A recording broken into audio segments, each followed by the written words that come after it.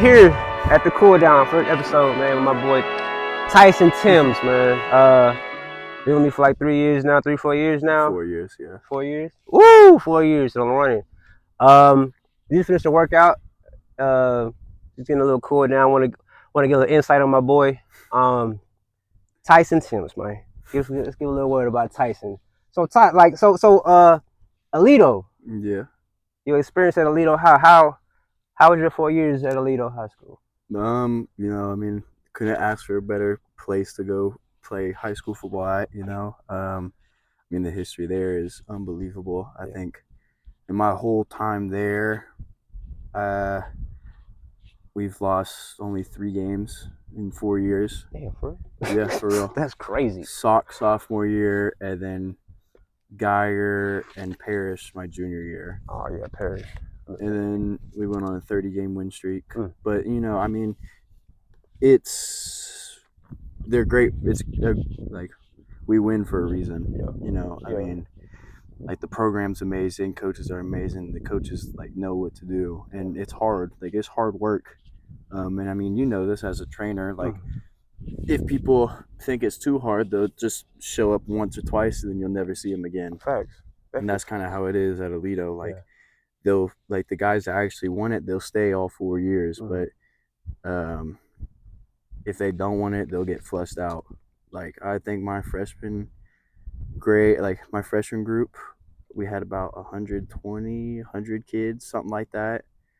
And we ended the year with 30 seniors on the team. Whew. So it's rigorous, but it's all worth it. And then it helps you develop and mature a lot. Yeah. Just because all the work and stuff and everything that you got to know. So I had fantastic 4 years there. Yeah. But yeah, I wouldn't want it any other way. Really? If I'm being completely honest. Would you go back and do it all over again? Yeah, I would, 100%.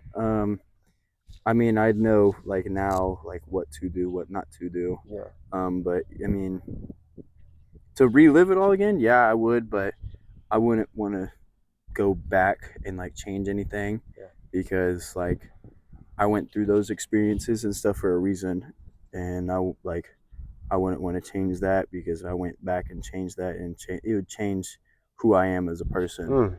Because you go through stuff and you might not realize it at the time, but it's there to build you as a person. Yeah. Whether that's physically, mentally, or spiritually. Yeah. But yeah, I wouldn't trade it out for anything in the world. Oh, that's what's up, man. So your time at Alito, did you have a athlete that you kind of cater your game towards? Oh, that's a great question. I feel me personally, I feel I wanted to just be my own player. But I definitely had, especially my freshman and sophomore year, Jason Llewellyn. Okay. He went to OU, and then he transferred to Tech this year. Or this spring. But he took me in under his wing. Playoffs of my freshman year, so it would have been his junior year.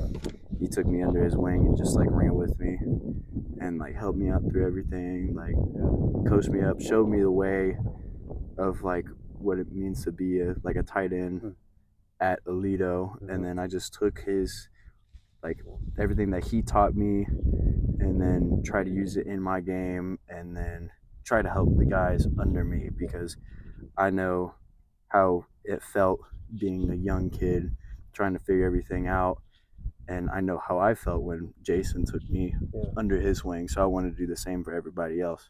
But I'd say he's definitely the biggest influence on me in my freshman sophomore year.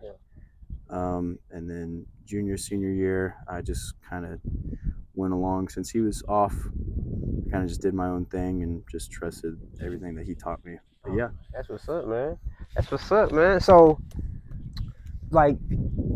for me, I compare you to Travis Kelce, right? Yeah. It's because you can do everything. Mm-hmm. And I don't limit you as a tight end. Mm-hmm. You're really a hybrid receiver / tight end / fullback, Swiss Army slash, knife. everything. I'm telling you, man, Yeah. everything, bro. And I feel like Alito used you decently. Mhm. They could have used you some more. They could have expanded your Yeah. role a lot. Yeah. You know, not no shots at Alito. I love Alito. I might move out there. Mhm. But nah, man. I'm proud of your journey at Alito, even though it's not finished yet. You still got to graduate. But yeah. That's the goal. But I'm proud of everything you've done so far at Alito, and I'm proud of your future that's coming. Let's talk about that. So you just committed to Colorado School of Mines. Yeah. Yeah. Repping. Yeah. You just committed there, right? Yeah. So what made this school stand out amongst other schools? Well, I mean, I had a lot of.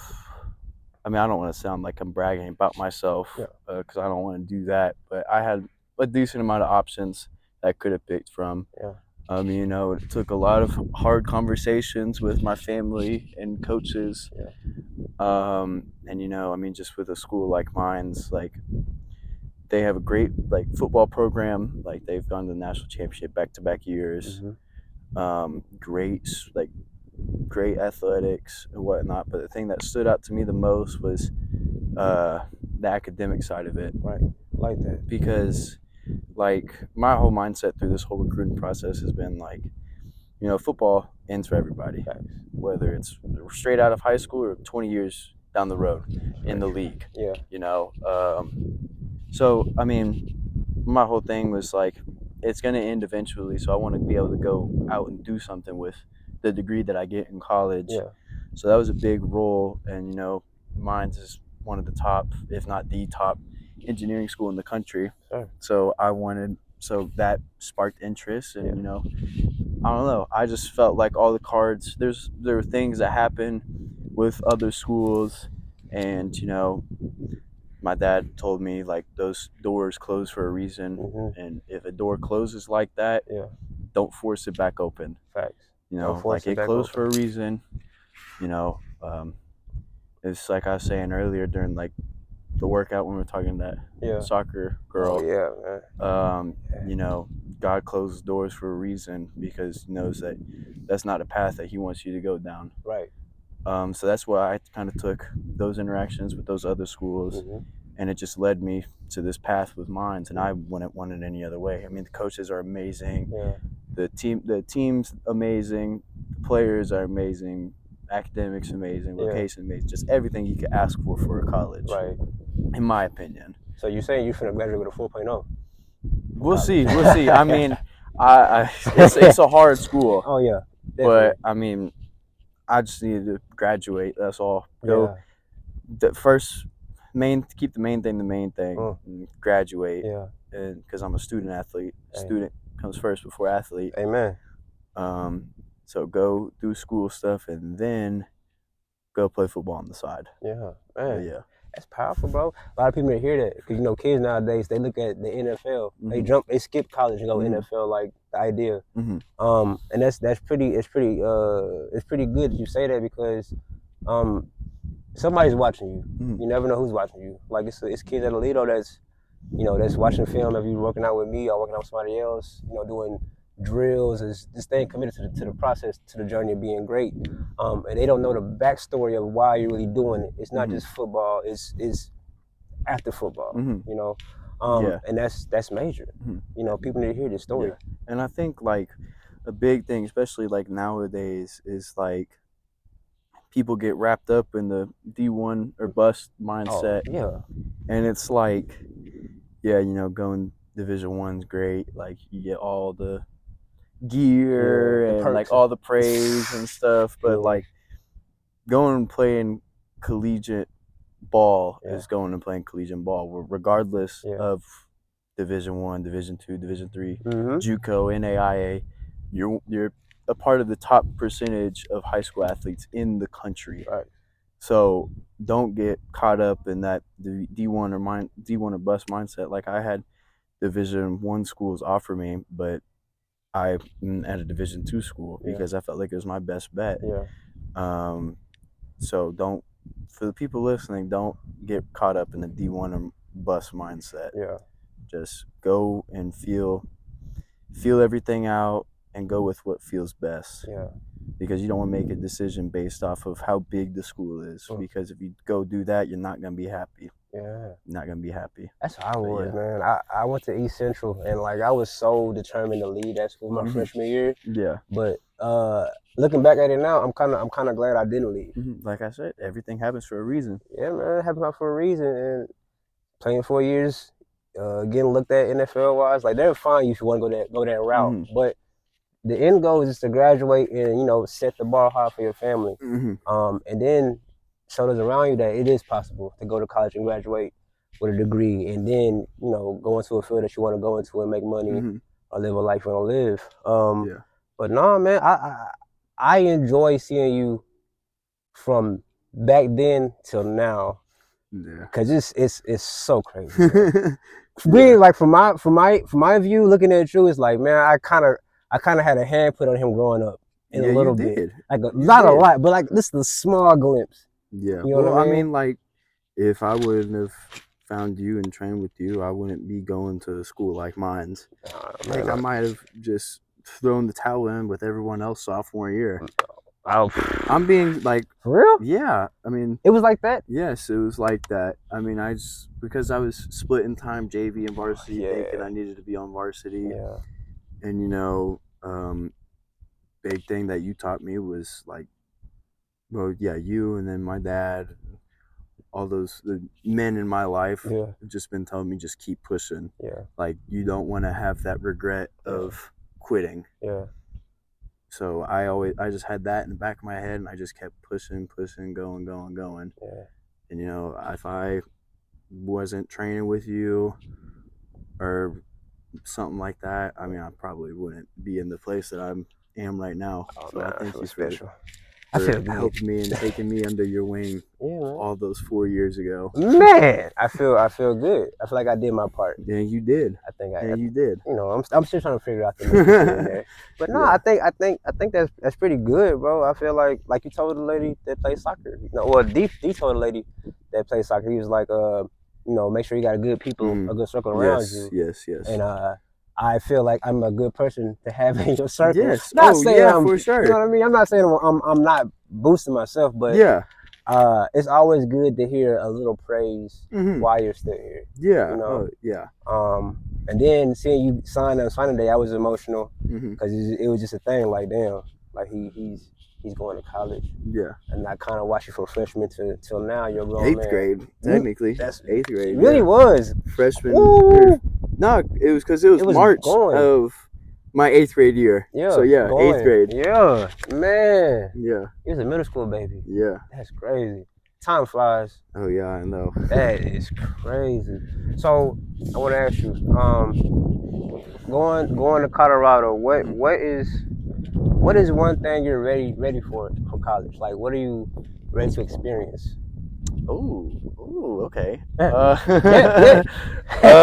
One thing I'm ready to experience. Honestly, I don't really know. I think I'm excited, but a little bit nervous to like go out on my own. Yeah. And just like experience life as by myself for the first time. Yeah. Get that real feel of like the real world. That would be nice. Yeah. But I think like the biggest thing that I'm looking forward to, besides of course going to play college ball, is just being in Colorado. Yeah. I mean, I've been to the mountains twice in my life. I'm a beach person through and through. I feel you. I like to heat myself. But like, I mean, I think it would be a neat experience for me to be up in the mountains and just experience something else. Oh yeah. Because everybody needs a change here and there. You gotta have a change. Yeah. It's always good to experience something different and then bring it back home and tell people like, this is what I went through and it was fun. Colorado has this, that. So, man, Colorado was different. I've been there one time and I didn't want to come back to Texas. Yeah. Because the mountains. It was beautiful. Oh yeah, it's amazing. It's amazing, and I wouldn't change it for the world. I don't know, man. I'm ready to see you play.